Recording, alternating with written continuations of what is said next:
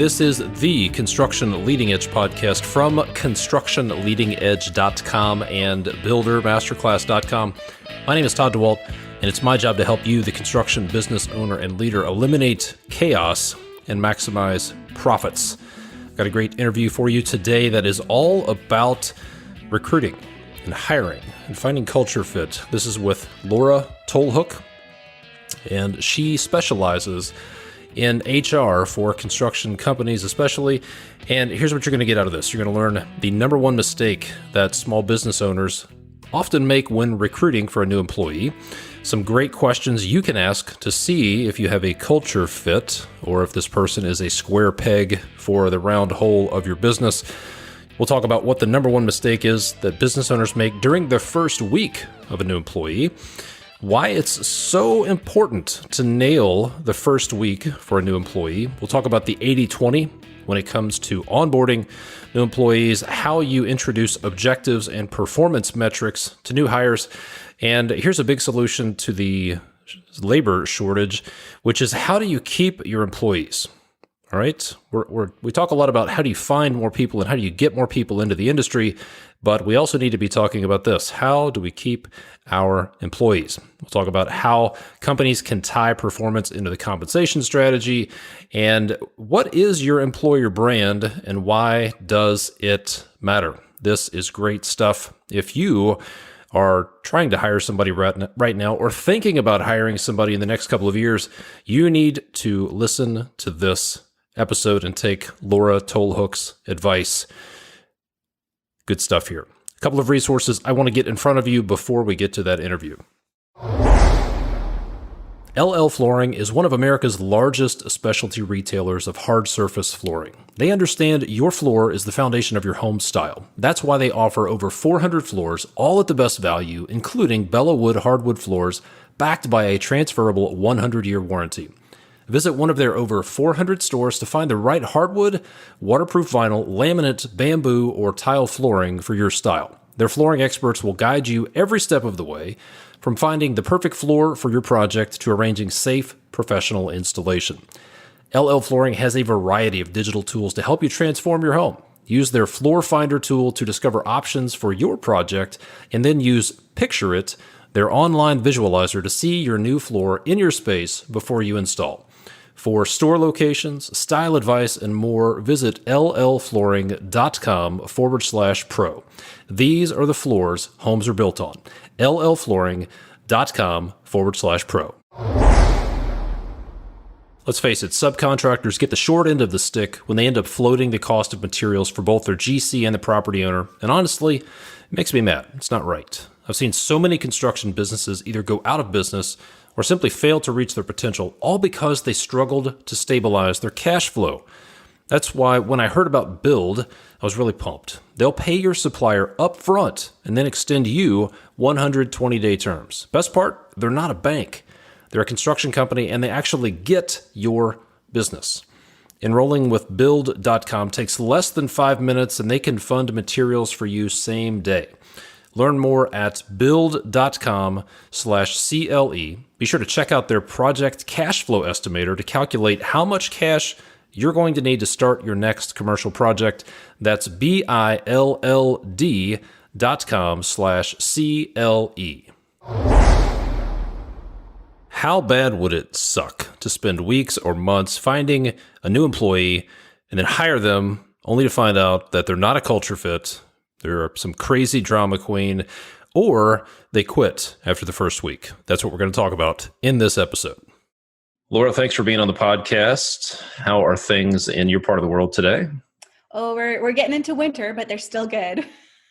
So you are in Canada, and did you say you're just outside of, not too far from Toronto? Is that right? Yeah, so I'm an hour from Toronto and about 15 minutes from the U.S. border. Got it. Well, I speak fluent Canadian, so I'll say project and process, and we'll be right on track with each other. So throw in a few A's every once in a while. Yeah, definitely. All right, so we're going to talk about finding new employees. We'll get to that. Some tips for bringing on employees successfully, onboarding. Since you're an expert in HR, we'll talk about a big question I get a lot, which is, how do we tie compensation to performance? But let's start with this one. What is the number one mistake that small business owners make when recruiting for a position? So the number one mistake I would say is not being prepared to recruit for that position. So there's a few documents you want to have in advance. You want to know, what is the job description? You want to have a clear understanding of what it is that you're looking for so you can interview for it appropriately. And the second part of that is you want to make sure you have questions set out in advance that are going to really dig down to find out, A, if the person has the ability to match with the culture of your organization, and B, do they actually have the skills to do what you're asking them to do? We often fall into this gut check type of recruitment. And I love the gut check. I love connecting with people. I love feeling that like, yes, this person's going to be a great fit within our organization. And oftentimes with me, I fall into the gut check side and forget about the practical side. And so I need that interview guide to make sure that I stay on target, to know that they can actually do the work that I need them to do. They can't just be a great person to have lunch with. So I would say the number one mistake is not being prepared for that recruitment position.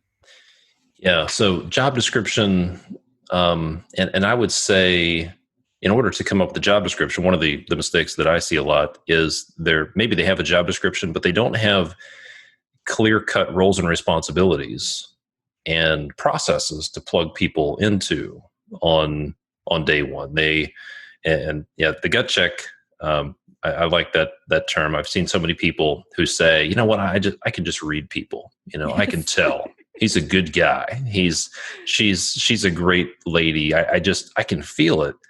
And I'm just good at these things. And I think in psychology, there's probably some kind of bias that there's a term for that bias where we think we're better. Our gut feeling is accurate, even though time and time again, it's not. So what can people do? Where should people start? If somebody's listening to this, and I'm sure there are, they're thinking, I have to find a laborer, I need to find a carpenter, a project manager, an estimator, and I realize I don't have a job description. How can they get started? So the easiest thing to do is look at your responsibilities and tasks, and then what kind of qualifications do they need? A lot of times we're either very good at talking it out or writing it out. The people who can do both very well are fantastic and we all love them. But for, the average individual like you or I, we're either good about thinking the details in our head or writing them out on paper. So if you're think of details in your head and you need to get it on paper and you stare at that computer screen and it's blank and you don't know where to start, I suggest pulling in somebody else and talking it out. Let them put it down onto the paper. Because sometimes staring at the computer screen to build a job description can feel like an overwhelming mountain to just get over to start this whole thing.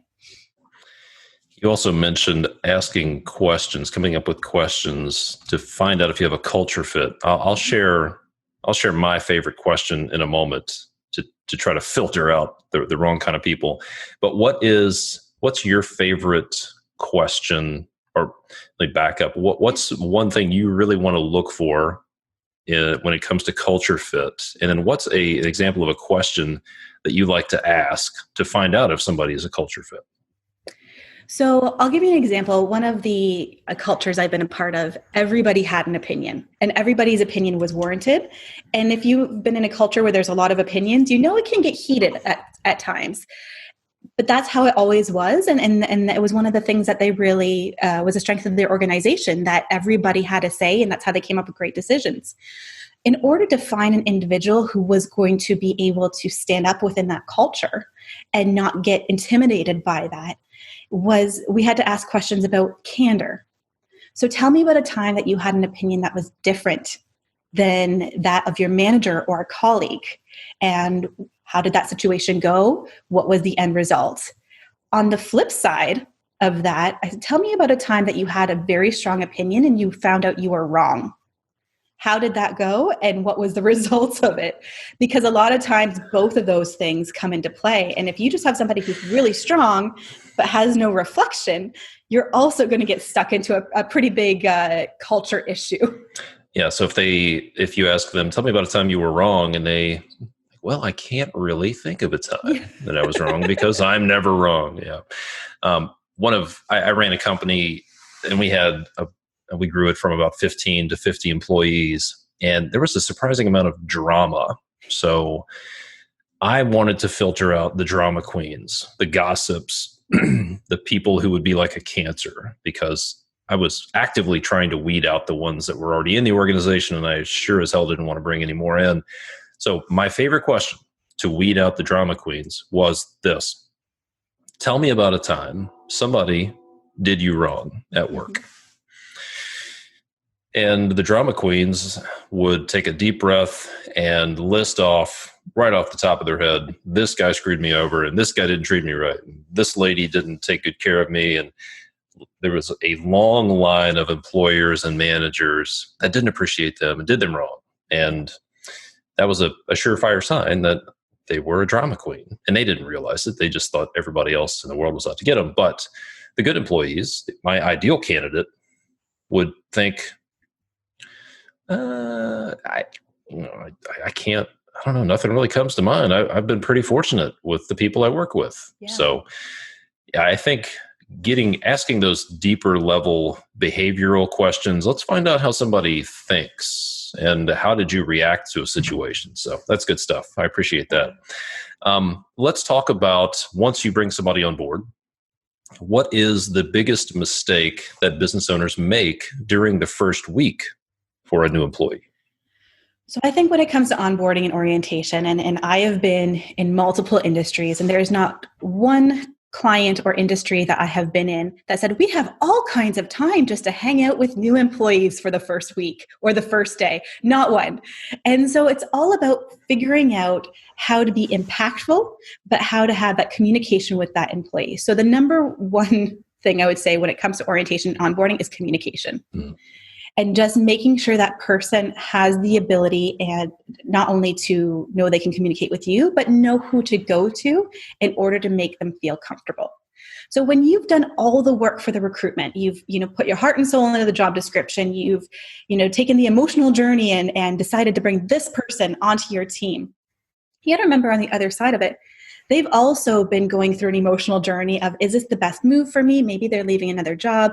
Your onboarding and that orientation, first day, first week, first month, is going to solidify their belief that they made the right choice. And I think if you keep that in mind when you're building your onboarding or orientation, or anytime you're bringing on somebody new, you're going to try to make the decisions that will help them believe that they made the right choice with your organization. That's a great point. I think a lot of people may have the misconception that once they accept the offer, then, okay, now I've done my job, I've recruited, I've hired somebody, and they're just going to show up and do their job and just jump right in and I'm done. But what I'm hearing you say is that's not quite the case. There's a chance for buyer's remorse on the side of the new employee, where maybe after a couple of days, they're thinking, oh no, I have made a grave mistake. This is maybe they feel like they got the old bait and switch, yep, where what they were sold wasn't anything like what reality was. And they start to question things. So how important, I saw a statistic about how many people quit a new job in the first 30 to 45 days. What would, maybe you have that data, or maybe you have a guess, but what percentage of people will decide to pull the plug on a new gig in the first 30 to 45 days?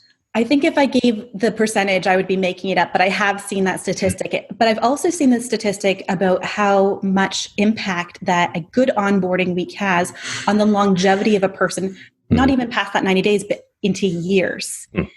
So I think when you look at it, as much as we are so busy, there is a very important aspect to that first day and first week, especially when it comes to turnover. But not only turnover, it's the efficiency. So, and I'm sure you've had the same situation, Todd, where you've come onto a new job and you have no clue what's going to happen. You really don't know what they have in store for you, but you are ready to contribute and you want to contribute. none of us really want to be stuck in the, sterile corner of a desk with one pen and the employee policy manual. Well, maybe in HR you do, but most people don't want to be in that type of where you're just reading policies for the first, day after you got your 1 hour welcome to the team with your hiring manager. They stick you in the corner.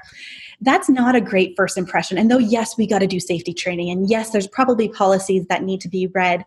How do we make sure that we can help the individual feel like they're making an impact and they're contributing as soon as possible? Because as most humans, that's what we want to do. We want to contribute and we want to make an impact. So building out your onboarding program, not so that the person is doing busy work, but so that they can feel an impact is really important. Yeah, absolutely. We'll get to some onboarding tips and talking about performance in just a minute, but let's pause. Let's go back and talk about how did you get into HR? So I grew up in a family that owned a small business. My father is actually owns a business that employs elevator contractors for maintenance and construction. So I grew up in the construction world, and there are about 40 people in the field right now.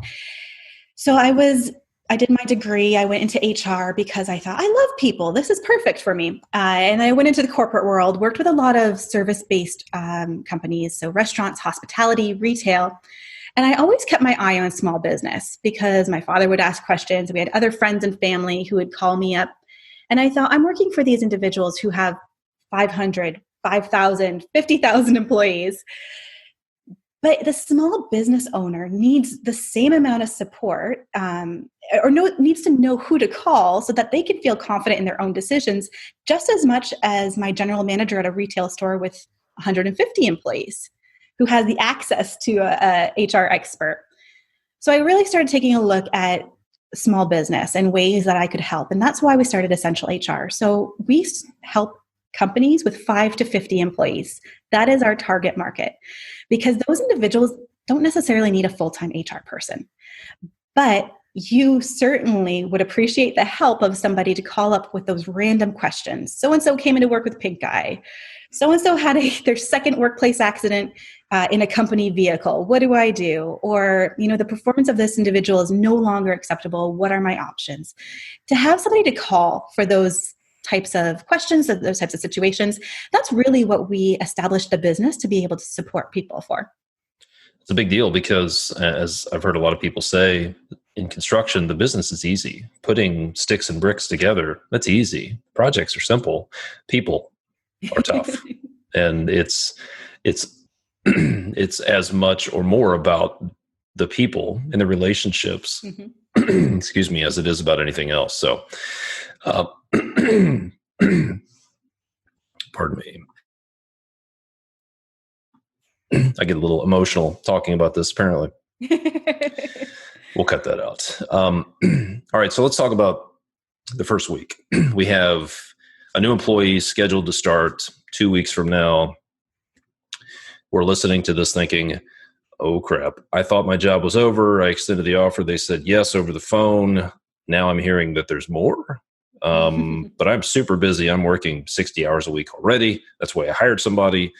So Laura, give me the 80 for the 20. What are the essential few activities for onboarding that are going to give me maximum bang for my buck for my time that I invest in this, if that makes any sense? Yeah. So my first suggestion is find the buddy. So whether that's a colleague, whether it's an administrative friend, whether it's their hiring manager, you got to find the person that you know is going to be able to connect with this new person in order to make them feel well. That might not be you. As the hiring manager, it might not be your forte to be that connection.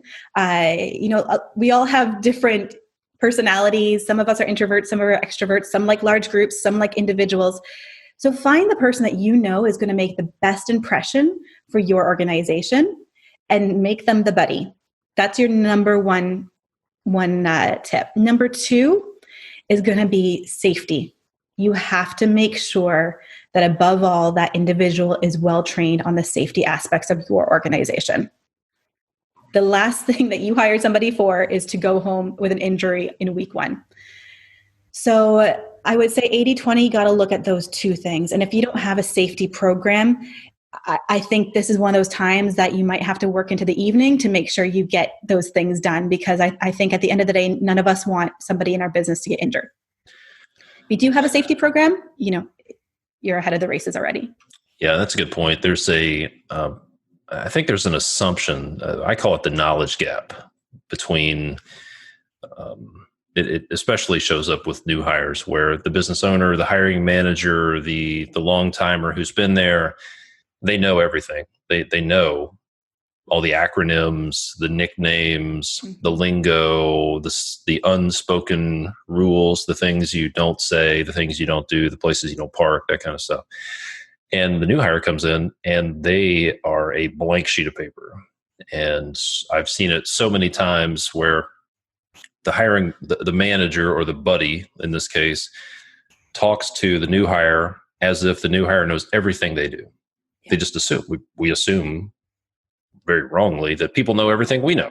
And acronyms, lingo, just names. Go talk to this guy. I can remember I was brought into a company to do some consulting, and there were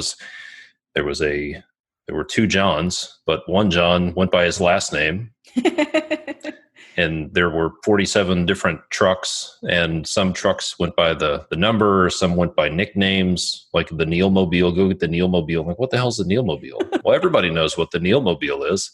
I don't. I haven't been here for 15 years. So just recognize people are coming in and they don't know any of your lingo. They don't know anything. Maybe they know construction, maybe not, but there's a whole lot of stuff in that knowledge gap between what you know and what they know. And the best thing you can do is to close that. So that's good advice. Let's ask. A lot of times, appear stupid. Like, should I have known this from my last experience? I don't want to ask because they might not think I know A, B, and C. Then when I do know A, B, and C, but I don't know D, E, and F. And so that's the danger. Is I'll throw out a statistic. I would say 1 out of 5 aren't going to ask. That's going to be a problem. And I would say, even if you do ask, like, for example, we're talking about safety and equipment. If you have a new hire, if you have a 22-year-old guy that shows up on the job site and you ask him, hey, can you run a skid steer? He's thinking, this came up. My son is 19. He went to work for a landscaping company earlier this year in the spring when he got out of high school.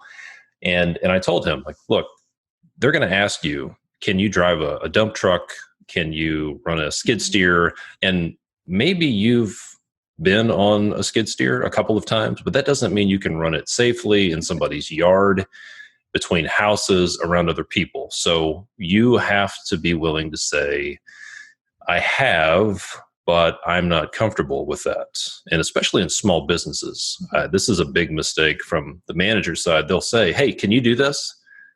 And they'll just assume that they can, that somehow even though they don't have any experience, that they know how to run this equipment. So if you ask somebody, hey, can you do this? There are a few other steps, but you should go through before you turn that person loose. Like, okay, let's go out and take a look. Let's practice.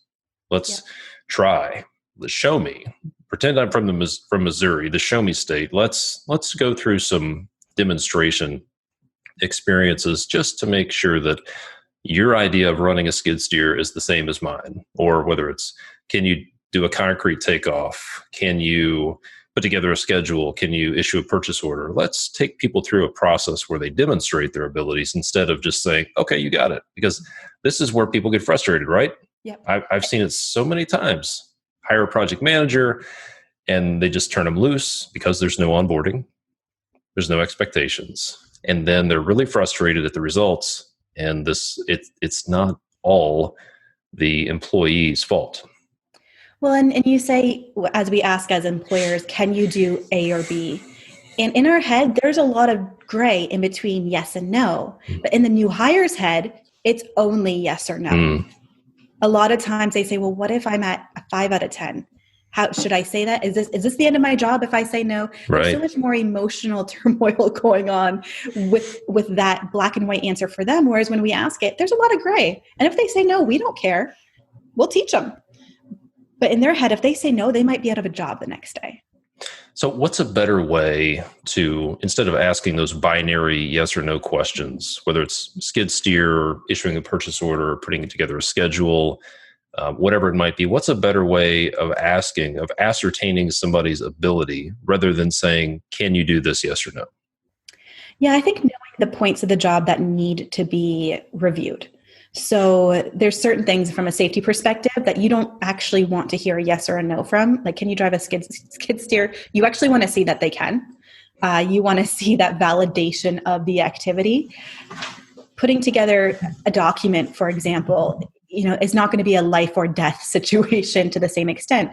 So it can be more of a practical training. And there's a lot of nice things out there from a technology standpoint that you can use to help your whole onboarding and training get a little easier. So for online or for computer-based things that you need to teach somebody, Loom is a great record it, save it, and you have a whole training file of all the things that people need to know how to do, whether it's punching in on a computer-based program, whether it's submitting hours, whether it's putting together a certain way of a spreadsheet. All of that can be done through quick little videos on Loom. Mm-hmm. Having a list of things that you need to have verified, and maybe it's not, again, by you. I think sometimes we hold on to this idea that we have to do it all. As the hiring manager, as the owner, we have onboarded, or we have hired them, we need to validate the training. Sometimes these things we need to hand off where appropriate. So maybe it's the buddy is validating and you come in as a second check for those really important items.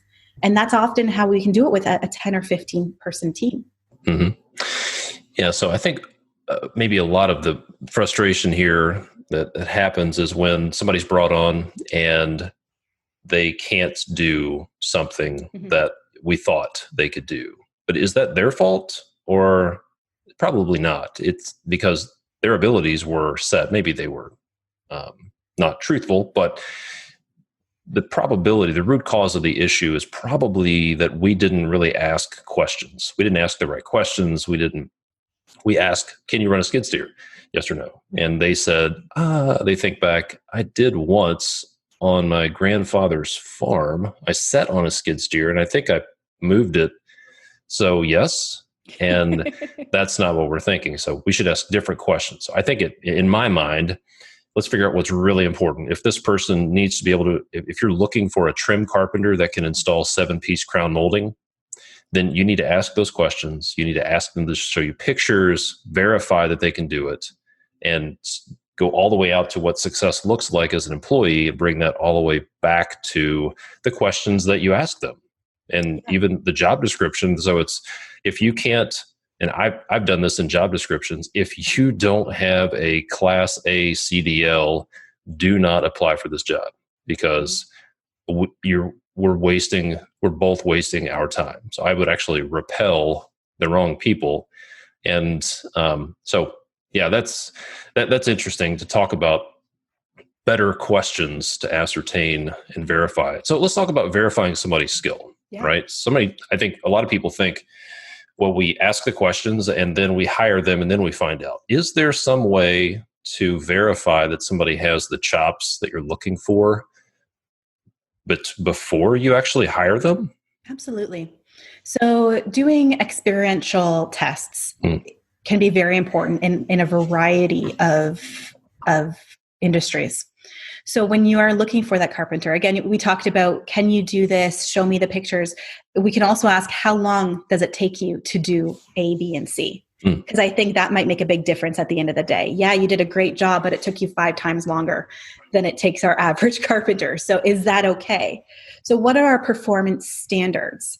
And if we know what those are, and don't get me wrong, that takes a lot of work on our part to outline what those performance standards are in advance. But boy, will ensure that there's a lot of time saved on the back end when the person who can do the job perfectly in 8 times the amount of time that it takes the average person, is that the right fit for the organization? Yeah, that's a really good point. That's a really good point. So would it be okay? Is there anything out of line with doing something like the following? Let's say you're hiring for a trim carpenter. and you think you found the right person, but you really want to verify it before you pull the trigger and make the big investment. Would there be anything wrong with having them come into your shop and you just say, I'm going to pay you on an hourly rate to do this? Here's the drawing. I want you to install a section of crown molding on this mock-up wall. Show me what you got, and I'll pay you for it. Is there anything wrong with doing something like that? So I'm going to go real HR here, and this is where HR gets thrown out of parties. What I would suggest, because of the industry, because of the safety aspects of the industry, that I wouldn't do it as a paid experience. Okay. Because that leads you to workplace insurance, that leads you to what if they got injured on the job. So what I would do in this type of situation is do perhaps a 2-hour or 3-hour verification of skills as part of your interview process. So let them know on Saturday morning from 9 till 12, the next step is to come in. In that, you would have to include the safety training. You probably have to include a sign-off of some sort. Again, going real HR on you here for your risk management.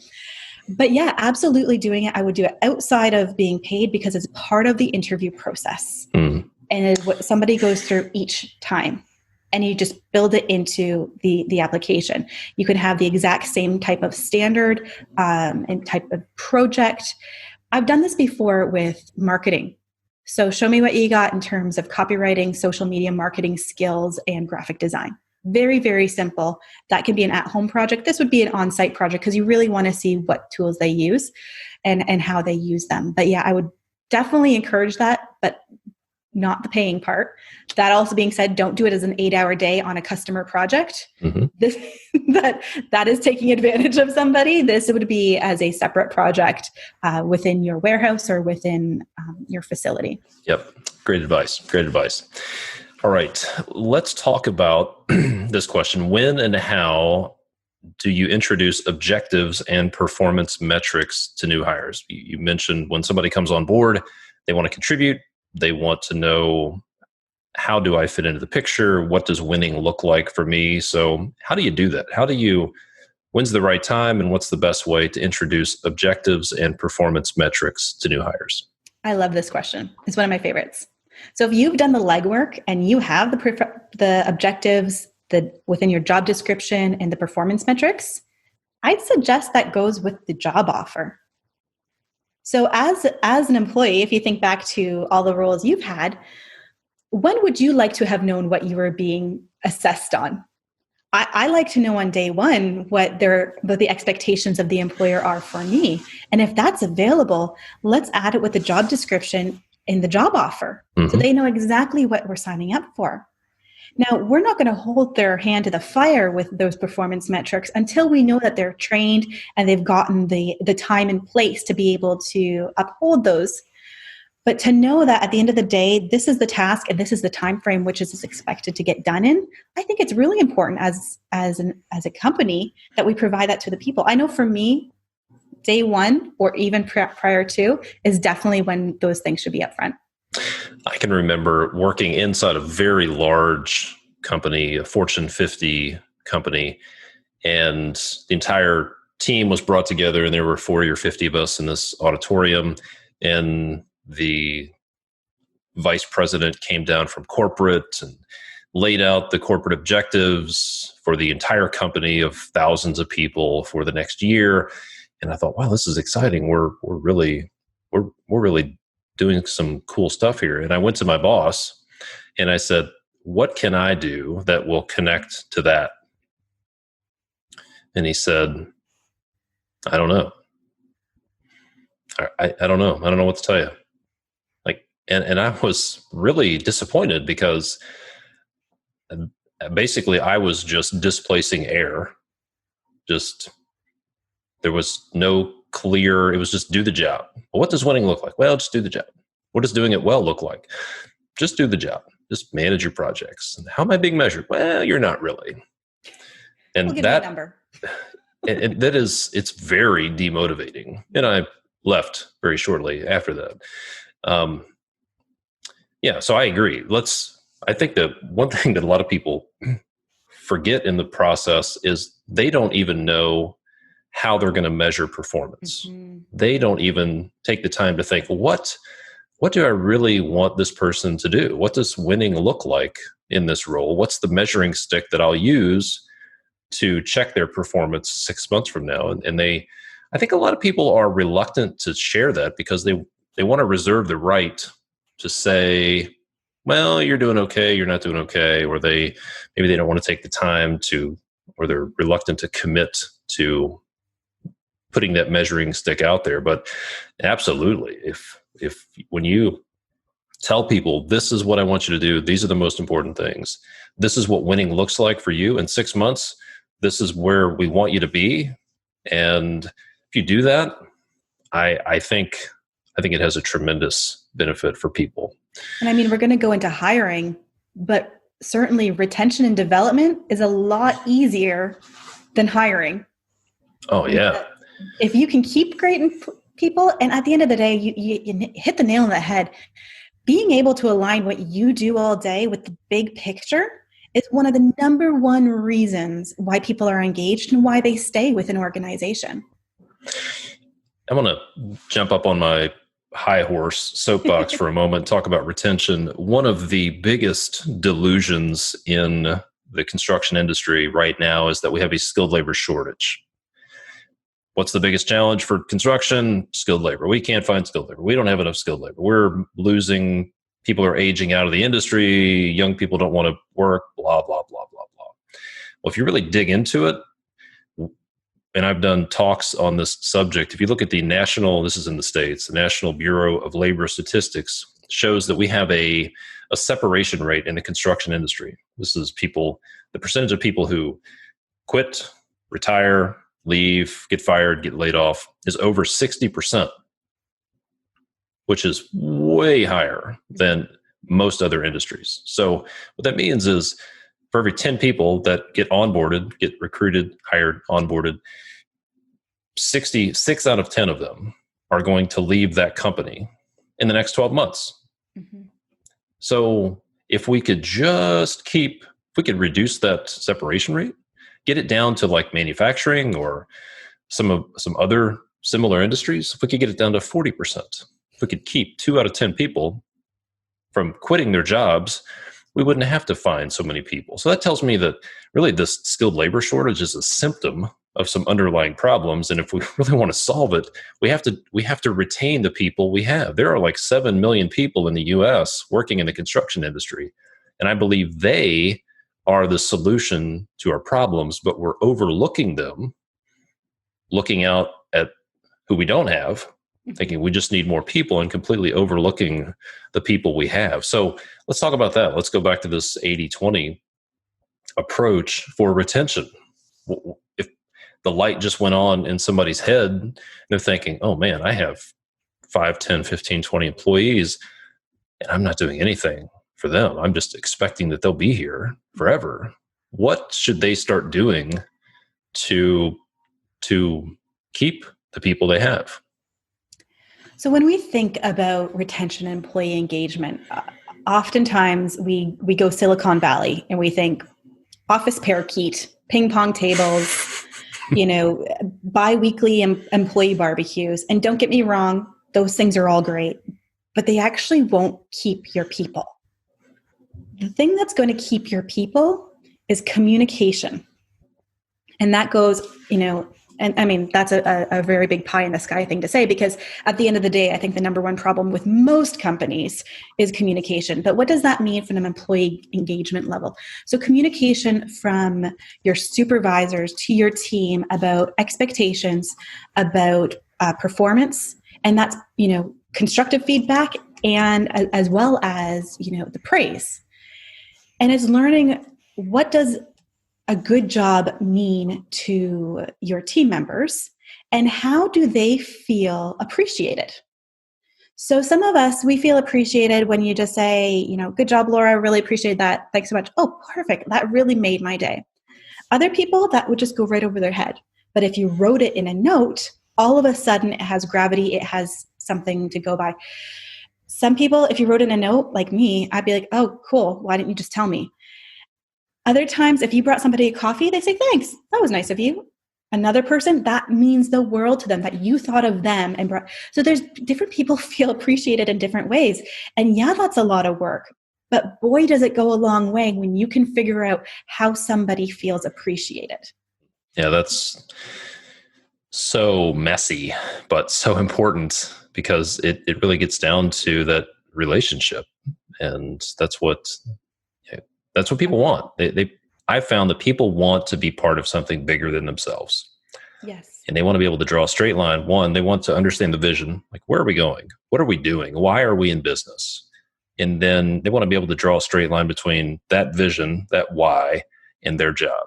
Mm-hmm. And when we can do that, when you can get clear on your why and your vision and communicate that to people, and keep communicating it, because I don't think people can ever get tired of hearing it. When you're tired of it, you should probably say it 7 more times, because they never get tired of it. And then when you can connect what they're doing, their job, to the big picture vision, it's amazing what happens. I ran a sewer rehab company. We cleaned, maintained, rehabilitated sewer lines. And it took a little while for me to figure out the answer to this question. Like, why are we in business? What's the compelling why? Mm-hmm. And what we were doing was we were keeping the streams clean, keeping the water clean. So I could look that sewer cleaner operator in the eye and tell him, you're keeping the waterways clean for all the families in this area. That's why your job is so important. And people, it's amazing what people will do. They will literally climb down manholes and work in live sewers when they're part of a team and they know why they're doing what they're doing. Yeah. And I think we push back when we have constructive feedback to give. Like, it makes us nervous, and we'll give, even if we have an employee review program, it will be 5 stars or 4 stars, and we don't give that constructive feedback because we're afraid it's going to offend. But if you think internally, you're like, A, would I want to know? If there was a way for me to do my job better, would I want to know? And B, on that question, how would I want to know? In what way would I want to be told? And I think if you put it that way, it makes it a lot easier to provide that constructive feedback and not shy away from it, because at the end of the day, we all want to do our jobs better. We all want to make customers happier. We all want our teams to feel aligned and be motivated by us. So if we don't give that same opportunity to our people to do better, then really we're robbing them of that opportunity. Yeah, that's a tough one. People shy away from conflict, confrontation, and it's a big issue. And typically when there is some disappointment, it comes out eventually in a not so attractive, not so constructive, emotionally, kind of an emotional vomit type approach is what I found. So what's your best tip for addressing some performance issue with an employee?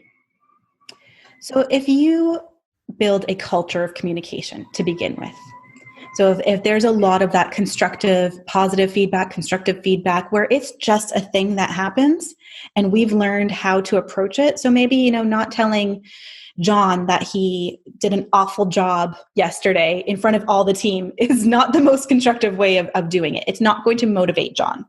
But finding a way that constructive feedback can be taken by John, and John will take it to heart and change his actions, is important. But when we're looking at individual performance conversations, I think you have to, again, look at the individual. What are you going to do, and how are you going to do it to make the end goal that they're motivated to change? Because a lot of the times when we get angry about performance issues, we're not having the conversation to make them motivated to change. We're getting it off of our chests. Yeah. And I'm not saying that anybody who does this is anybody different than anybody else. We all struggle with that. It's just a matter of figuring out how do we do it so that at the end of the day, it's a win-win. So here's a thought. One of the things that I talk to my clients about with their customers is, as soon as the contract is signed, to set some expectations, even before the contract is signed. Let's anchor them to some expectations. Let's get their buy-in on things like change orders, communication, et cetera. Maybe what we can do with a new hire is to say, look, at some point, there's going to be an issue. You're going to have an issue. There's going to be a question you have. There's going to be something you don't understand. Let's talk about how we deal with this. At some point, it's very likely there's going to be something that we want you to do differently. There's going to be some coaching. And let's talk about how we deliver that. This is out of bounds, this is out of bounds, this is out of bounds. But how would you like me to communicate that stuff to you? Would you like to have a conversation? Would you rather me just email it to you and then we have a conversation? Let's anchor the expectation that we will have coaching conversations, and let's get their buy-in on how we'll go about that. That way, when an issue comes up 6 months down the road, you can say, hey, remember we talked about this? It's time. We have one of those things we need to talk about. It's completely normal. It's not bad. But what do you think about that idea? Yeah. So when we talk about onboarding as well, some people have built into their way of onboarding is a 90-day review. And one of the things, that conversation is excellent for the 91-day review. So 90-day review, people are uptight. They're nervous. They're like, is this the end?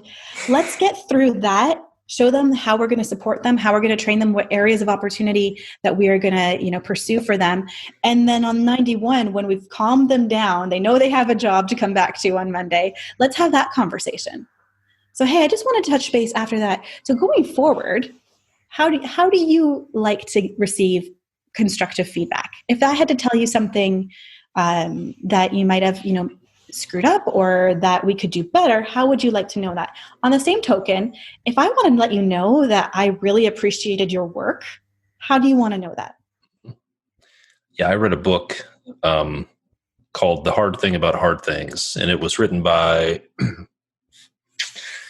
one of the co-founders of a huge billion-dollar tech company, and he talked about giving feedback to executives, and the conventional wisdom was to give them this feedback sandwich, which was hey, here's something we really like, and then you kind of butter them up a little bit, then you give them the feedback, and then you bookend it with the other piece of niceness, the fluffiness, the feel-good stuff, so they feel good when they leave. And he said he had this high-powered VP of sales and called him into his office, and the author said he started with the feedback sandwich.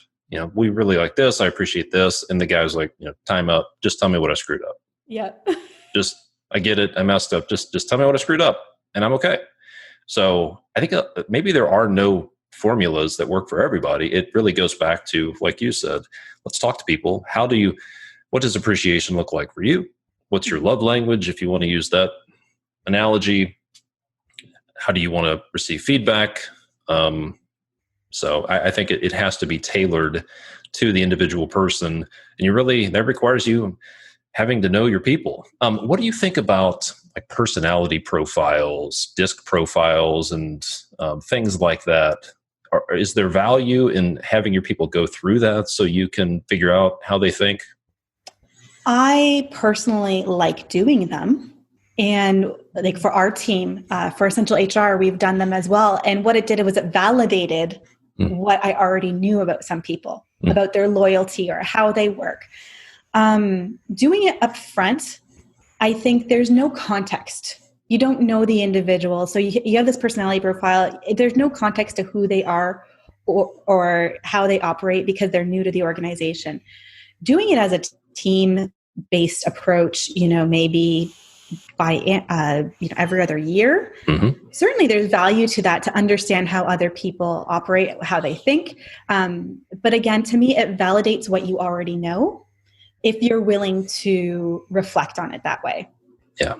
I can remember going through the DISC profile as a team with 8 or 10 other project managers on an account, and we went through the results. And I can remember after looking at the results, one of the questions was, when you receive an email that has typos in it, do you fix the typos before you forward it?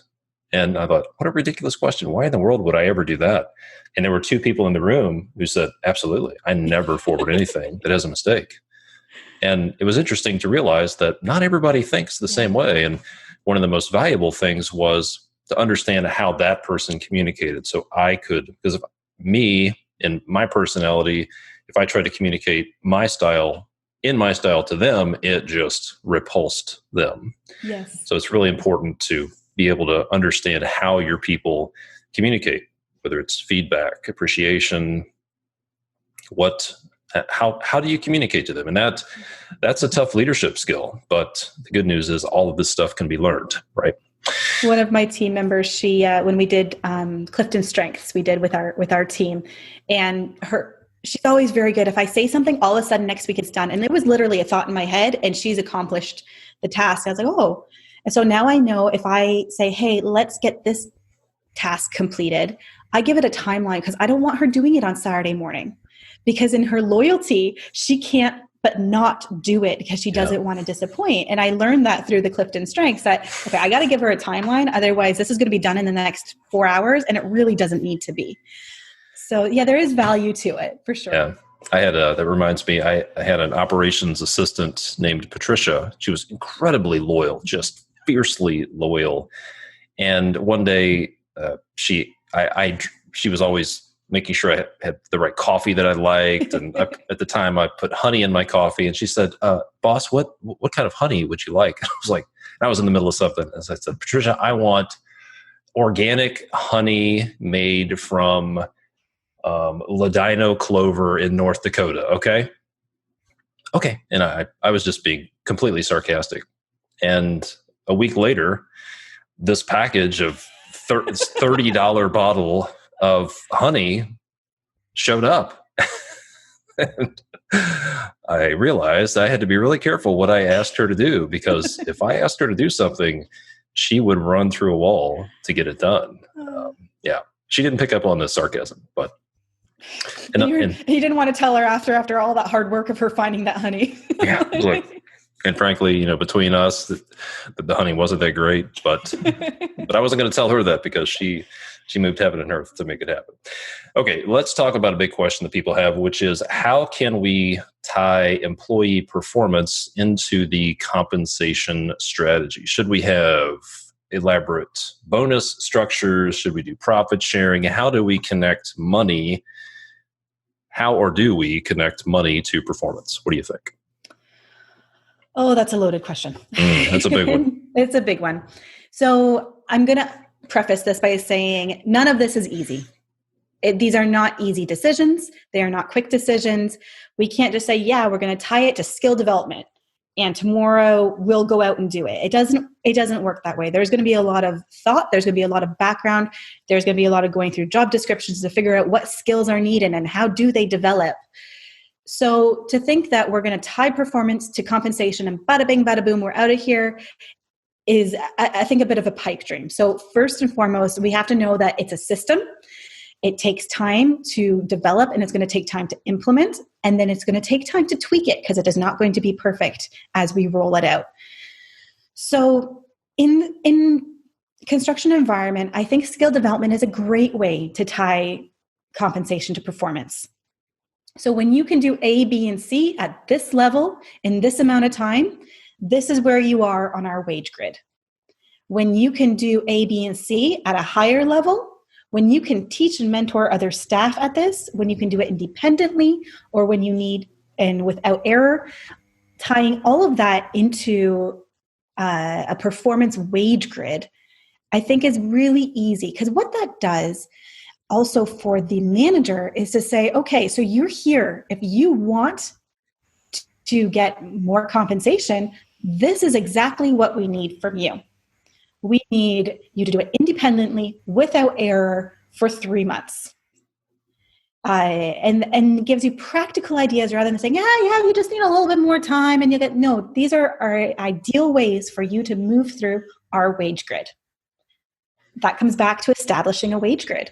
And, we talk about retention and 6 out of 10 people are out the door. And I'm going to make an assumption here, but a lot of times when people leave, our first thought is we don't ask them.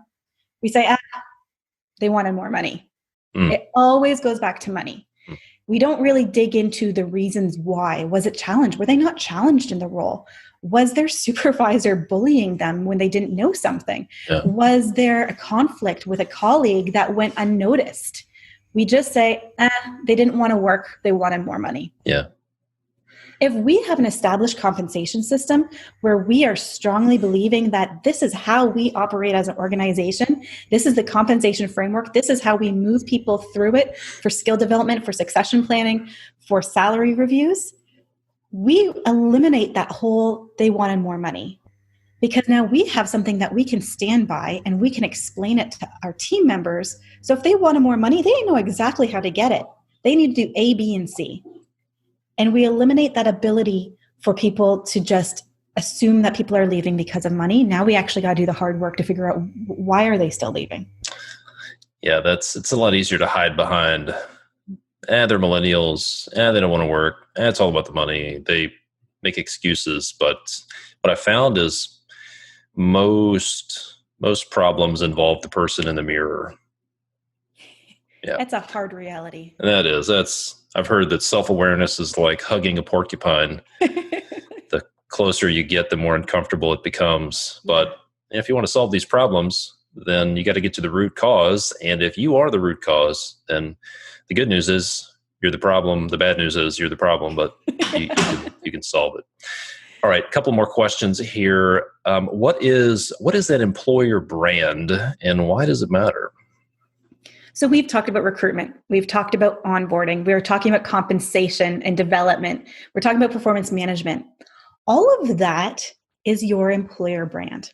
So if we think about, say Southwest Airlines, we think about Target, we think about McDonald's as a company. So we know exactly, we have our own adjectives, which we talk about Southwest Airlines as a company. We'd be able to explain what Target is like as a company.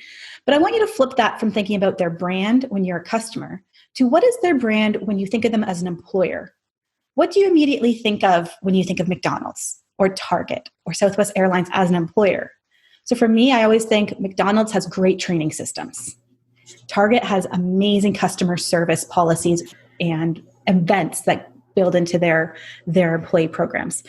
We have these assumptions that we make. So what we need to know is that as a small business, we are competing for the same talent as larger organizations.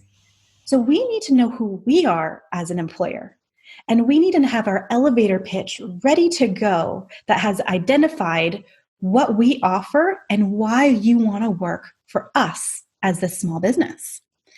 So that goes back to our recruitment, that goes back to our onboarding, and being able to identify these unique propositions that make you who you are will not only allow you to have confidence in who you are as an employer, but it'll allow you to sell yourself to your employees as well. And once you identify those unique points, you're able to amplify them within your own environment as well. Yeah, good stuff. That's a big one. That's a topic for an entire masterclass right there. How do you brand? And I'll share where I think people should start, and I'd be curious to know where you would advise people to start. But I would start, and this is where I start my clients, is why? Why are you in business? What's your vision? Where do you want to be? What are you passionate about? What do you want to be famous for? Because your people want to be part of something bigger than themselves. And if you don't know what that vision and direction is, then they're never going to be part of it. They'll come up with some vision and direction of their own, and you'll have this hodgepodgery of people kind of doing their own thing, and you'll be disappointed. So my advice would be figure out why you're in business. Are you passionate about design? Are you passionate about people? Are you passionate about the construction? Start with figure out your why. Mm-hmm. Why are you in business? Where are you going? What's the vision and direction? And then a lot of things will tie into that. But where would you advise people to start if they want to uncover their employee? Well, let me ask you this. Is the employee brand something that they create, or is it something that's already there and they need to uncover it? Or how would you advise people to get started? It's both. So what have you already established? Let's review that. Let's figure out what that is. And what do you want to establish? What do you want to be known for? Do you want to be the company who is known in the community because of the volunteer hours that you provide, your team members for? Do you want to be known as, the people who are really fully family supporting fully supporting the families that work for them. What do you want to be known as? Because we can build that into who you are as an employer. But what are you already known as? Where is your office location? What is your team dynamic? What does your benefits programs look like? Do you have a solid performance and compensation system? Because you're not going to write that as your employer brand, but that certainly ties into who you are as a structured employer and how you can actually amplify your employer proposition. So we've actually put together a whole list of things that you can consider that would work into your employer brand. Maybe your office is awesome. And you're thinking, who cares what my office looks like? The people walking into your organization as new employees actually care whether it's a ginormous mess or whether you've actually put some thought into where a desk goes. Even if they don't work in that office location, there's a pride in place about things like that. So that it is important to your employer brand. The fact that you thought of putting together a unique office or a location is part of who you are as an employer. Let's amplify that as well. So really digging into and identifying the reasons why you do things is going to be helpful in crafting that elevator pitch. Very cool. And I think you're going to share that link in just a few minutes. One last question that I want to get to before we land this thing. One of the biggest challenges that people have right now is finding good people. Employers struggling to find lead carpenters, project managers, estimators, helpers, whatever they are. They're struggling to even get them to respond to an ad, even to get on the phone with somebody, to get applications. What are a couple of tips and tricks for solving that problem? So there's the short term and the long term. And I think you have to play both games. So in the short term, some unique ways of advertising your roles that may not be as readily pursued is your social media. A lot of people put some time into their web presence, into their social presence, and your ideal client is following you on social media. Your ideal client will know your ideal employee and be able to refer. So making sure that you're elevating that on social media platforms, Instagram lives, LinkedIn lives, calling out those people and why they want to join your organization, I think is one kind of untouched area that we often ignore. The second is your employee referrals. So if you have a great team, your team won't allow other people onto that team that they don't want to hire. So if you have an employee referral program, that's often an easier way to find the right candidates. And you'll find when you go on Indeed or ZipRecruiter or whatever platform to post jobs, if you have 3 employee referrals and 30 job candidates off of a different platform, those 3 employee referrals will probably do better than the 30 other candidates. So really building that into the culture, saying, hey, if you have great people, let us know, as opposed to, hey, yeah, whatever, and not taking it seriously. But the third is more of a long-term approach, and it's really making connections with the colleges. So the new up-and-comers and building up those connections and those relationships so that the professors, the teachers, the recruitment co-op individuals get to know you and send you their best people. This is an untapped area, and there's a lot of people who don't put the time into building that relationship. But let me tell you, if you have a class of 35 people and you go to the course facilitator or the guide for the college and you say, hey, who's your best? They know who to send you. And when you build that relationship, you're going to get top quality candidates coming right out of college. And that might be a more long-term solution, but definitely one that you would want to take advantage of. Yeah, that's a great idea. One of my top business development strategies for people is to develop referral partnerships. So instead of trying to find customers, or in this case, future employees one-off, let's go find people who have connections with lots of your ideal future employee and then do that. Hey, who's the best? Who should I be talking to? Yeah, that's great advice. One of my tips, I wish I had figured this out a long time ago, if you want to hire people, is think about the title. Put your marketing hat on. And if you're marketing for a laborer, How excited are people going to be to say, think about this. How many people are going to go home to their parents' house this weekend? It's Thanksgiving coming up, saying, Mom, I got a job as a laborer. I get to labor 8 hours a day. I am so excited. Let's think about what else can we call that? Or even better, laborer 2. Yeah. Or I thought, you know what? Surely nobody does this. And I went on Indeed and some job boards, and there are people who actually post jobs for unskilled labor.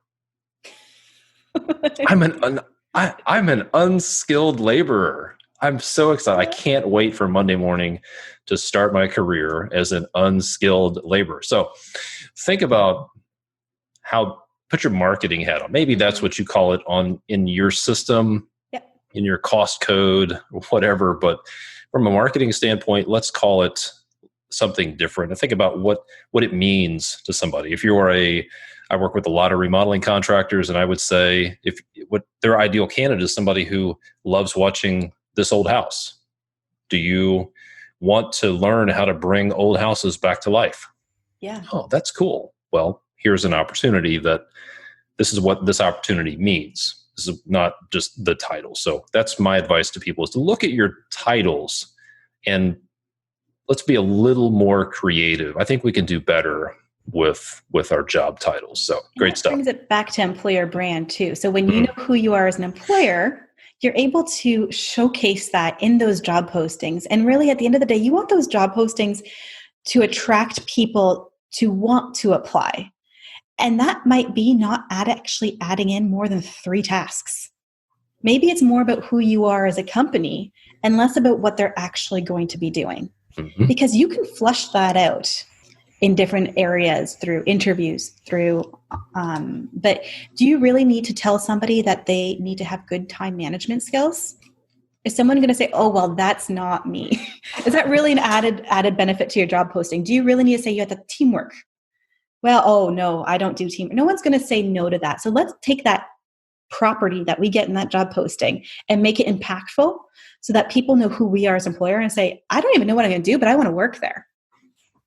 Yeah, that's probably the ideal candidate, is they've followed you on Instagram or Facebook, social media, and they've seen you talk about your employees, and they've picked up on the culture, and they've watched videos about you bragging on your employees on social media and the cool projects you're working on. And then there's an opportunity that comes up, and they're like, I don't know what it is, but I want to work there. I want to be part of that vision. I don't care what it is, but I want to be part of that. That, I think, that's a long-term strategy, but I think that's going to attract the ideal candidates. And you don't need to have 75 or 150 people to be that employer.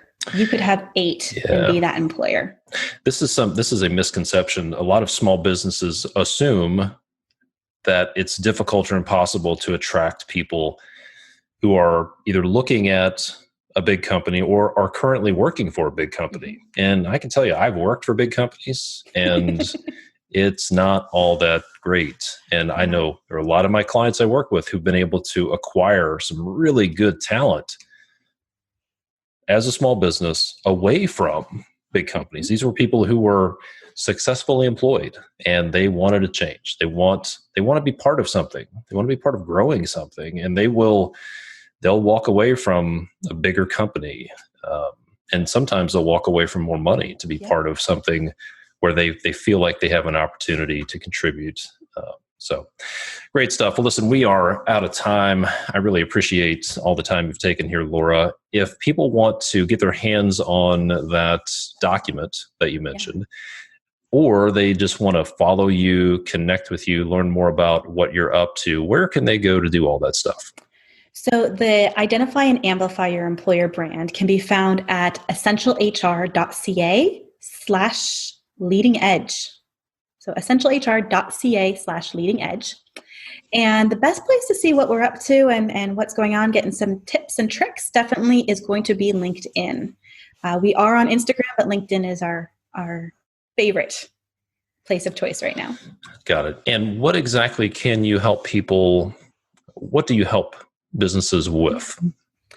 So two areas that we primarily help with. So that's going to be individual projects. So whether that's a recruitment project, a compensation project, building up that framework that we were talking about for the skill development, building up performance management systems, onboarding programs, all of that we do as individual projects.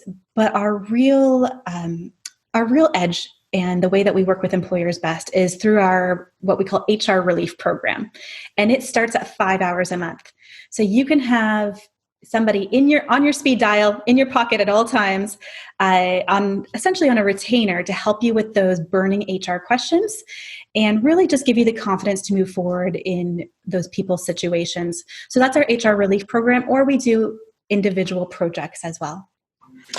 Very good. Definitely a huge demand out there for that. Well, Laura, I appreciate it. This has been a fascinating conversation. I think we could probably branch off and do hour-long episodes on several things, but I would definitely strongly recommend folks to reach out and contact Laura if you have any issues. If you don't have somebody in your corner for human resources, then the best time to find that person is before you need them, before you have some sort of crisis.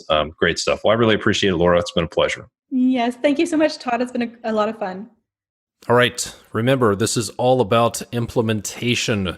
So take something from this. One of the things you can implement is go to essentialhr.ca/leading edge. And you can download the document that Laura has so graciously made available, 5 steps to align and amplify your employer brand. That link is in the show notes, so you don't have to worry about it. Make sure and check that out. Reach out to Laura, if nothing else, to say thank you for taking the time to be on the podcast. But put this stuff to work in your business. If you have an existing business, pick one thing, put it to work, whether it's onboarding, recruiting, a question you can ask. If you are planning to start a business or planning to grow your team, then pick one thing that you want to implement when you get to that point. As always, I appreciate the ratings, the reviews. If you could take a few seconds, maybe a couple of minutes, and leave a rating or a review, that would mean a lot to me. It also helps get the word out there about the podcast. And if you could share this podcast with somebody you think might get some value out of it, that would be great as well. Remember, you can always find out more about what's going on at constructionleadingedge.com. There's also a lot of resources on buildermasterclass.com, especially if you're a home builder or remodeler. Lots of good stuff there, and some interesting stuff coming for commercial GCs in the near future. So one of my questions I'm asking right now in early 2021 is, what do you want from me? What do you want? I'll be putting together some master classes and mastermind groups this year in 2021, because I think those are the two best things that I can do for you. But what do you want from me? What do you want to hear about? What do you want a masterclass training about? And send me an email, todd@constructionleadingedge.com. I would love to hear from you. Thanks so much for listening. I'll see you next time. I know firsthand that cash flow can make or break a construction company. That's why I'm thrilled that Build exists. They'll pay your supplier upfront and give you 120-day terms. It's that simple. Check out their project cash flow estimator to calculate how much cash you'll need to start your next commercial project. Learn more at build.com/CLE. That's BILLD.com/CLE.